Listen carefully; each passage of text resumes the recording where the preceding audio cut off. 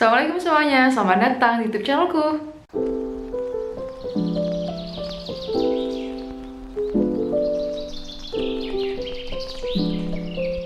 Hari ini aku akan berbagi tips ke kalian cara belajar grammar ala aku untuk kalian yang mau lancar bahasa Inggris, dan belajar grammar ini adalah step awal buat kalian yang pengen lancar. Kenapa aku bilang belajar grammar ini penting?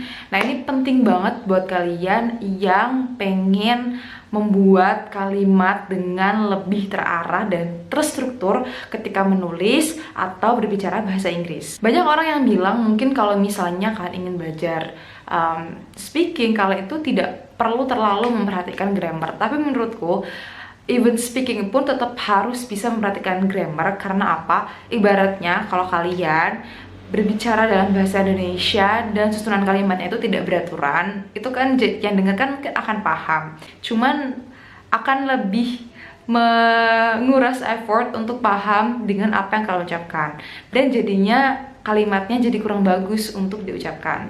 Jadi belajar grammar itu penting supaya susunan kalimat kalian itu bisa lebih terstruktur. Dan meskipun salah-salah pun juga nggak apa-apa, karena nanti kalau misalnya salah, kalian jadi belajar lagi, buka catatan lagi, kenapa kalimatku ini bisa salah atau kurang betul. Oke, jadi di sini aku akan sharing kalian dulu awal mula aku belajar bahasa Inggris, terutama grammar tuh gimana. Jadi sebenarnya aku udah belajar bahasa Inggris tuh udah dari kecil, aku udah lupa kapan, cuman waktu itu mungkin lebih ke arah pengenalan bahasa Inggrisnya, warna, angka, binatang, dan lain-lain.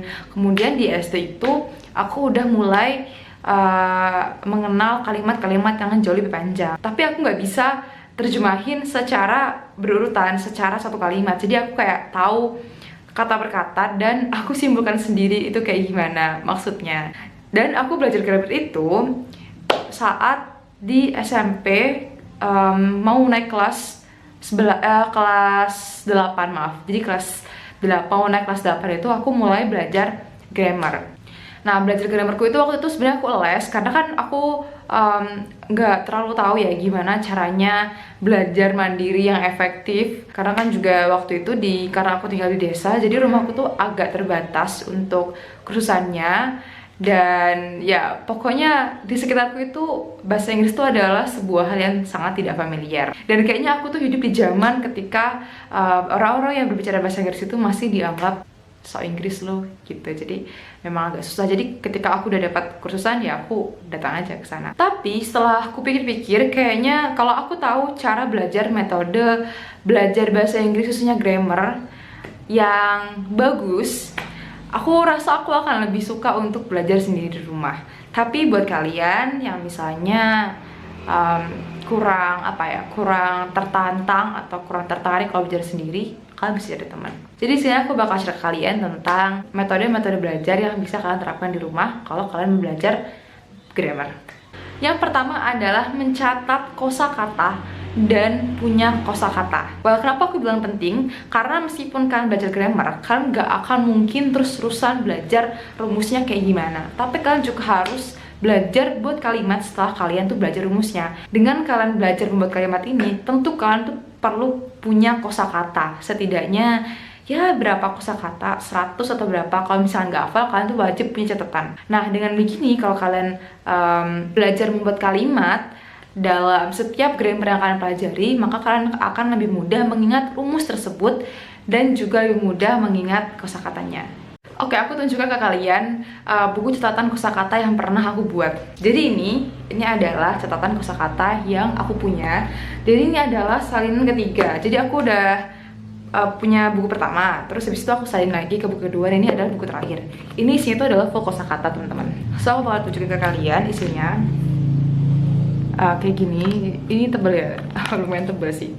Dan supaya memudahkan kalian, kalau saranku sendiri, kalian bisa membagi kosakata sesuai dengan jenisnya. Kayak misalnya dalam buku pertamaku ini ada profesi. Kelihatan nggak ya? Oh ya, kelihatan. Nah, di sini kan ada beberapa kosakata yang itu berkaitan dengan profesi seseorang. Misalnya kayak guru. Ini teacher. Terus abis itu apa gini? Ada supir misalnya. Itu kan driver. Nah, kayak gini. Jadi kalau kalian mengelompokkan ini, itu akan jauh lebih mudah untuk menghafalkan. Yang kedua, harus tahu kata ganti dalam bahasa Inggris. Jadi kata ganti itu kayak aku, kamu, mereka, dia, dan sebagainya. Kenapa aku bilang ini penting, teman-teman? Karena dalam membuat kalimat, itu kan biasanya diawali dengan subjek gitu ya, biasanya kayak gitu. Dan agak sedikit susah kalau kalian tuh nggak tahu apa bahasa Inggrisnya saya, apa bahasa Inggrisnya kamu. Jadi aku bilang tadi, kalian tuh tetap harus paham basic-basic kalimat yang ada di dalam bahasa Inggris. Nah ini kayak gini.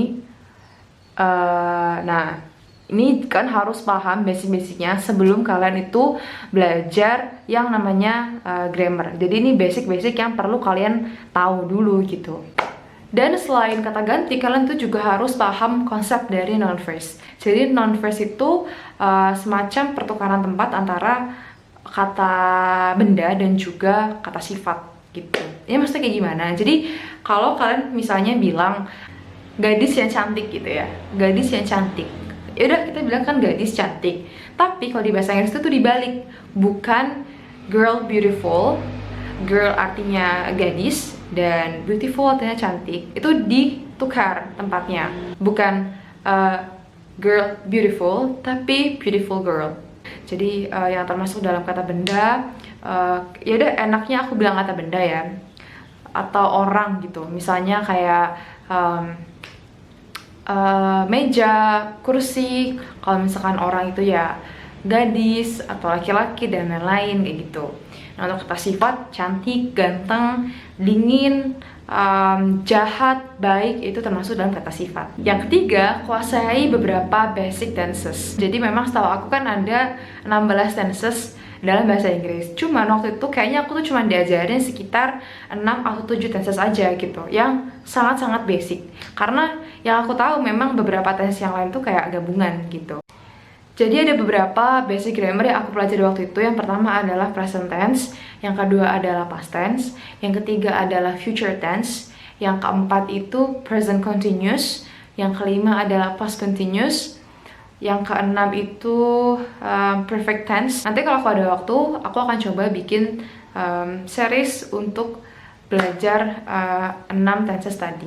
Oke, yang keempat adalah, ini seperti aku mention sebelumnya tadi, adalah rutin-rutin latihan dengan membuat kalimat. Jadi teman-teman, setelah kalian itu menghafal rumusnya atau mengetahui konsep dari setiap tenses, kalian itu wajib hukumnya untuk belajar membuat kalimat. Kenapa? Esensinya belajar bahasa itu adalah latihan kan. Kalau kalian enggak belajar untuk membuat kalimat, kan juga akan tetap gak paham konsep dari tense tersebut gitu. Karena pasti dalam membuat kalimat kalian akan menambah kosakata dalam kalimat tersebut, pasti dong.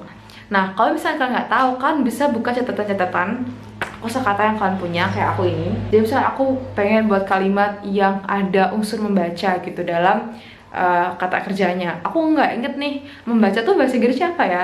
Terus aku cari akhirnya di bagian vocabularies tentang kata kerja, dan aku akhirnya nemu gitu.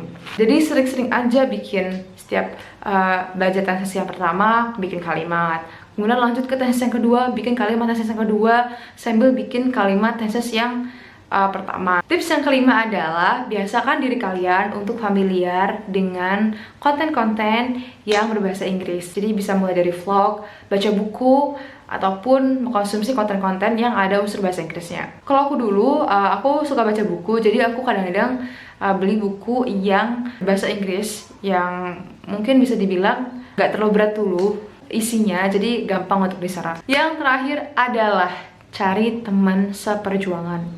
Ini memang jadi salah satu motivasi eksternal yang sering kali dibutuhin oleh teman-teman gitu ya kan. Kalau misalkan kalian berniat untuk belajar bahasa Inggris secara otodidak, kan bisa banget untuk cari grup-grup yang mereka tuh bersama-sama mau belajar bahasa Inggris. Kayak gini nih misalnya. Kelihatan gak sih? Kelihatan ya. Nah kayak gini teman-teman. Ini juga bisa tau dicari di WhatsApp. Jadi ya ini akan jadi salah satu motivasi buat kalian. Nah, kalian bisa buka-buka terus nemu kosakata-kosakata bagian dari badan kayak kepala head, terus mata eye, ear telinga, itu kan ulang-ulang aja bacanya. Nanti lama-lama juga hafal. Nah itu dia teman-teman tips dari aku gimana caranya belajar grammar supaya kalian itu bisa lancar berbahasa Inggris dan belajar grammar ini sebagai step awal buat kalian. Semangat, semoga kalian bisa belajar dengan efektif. Dan kalau misalkan metodeku ini bagus menurut kalian, jangan lupa like dan share. Terima kasih semuanya. Assalamualaikum.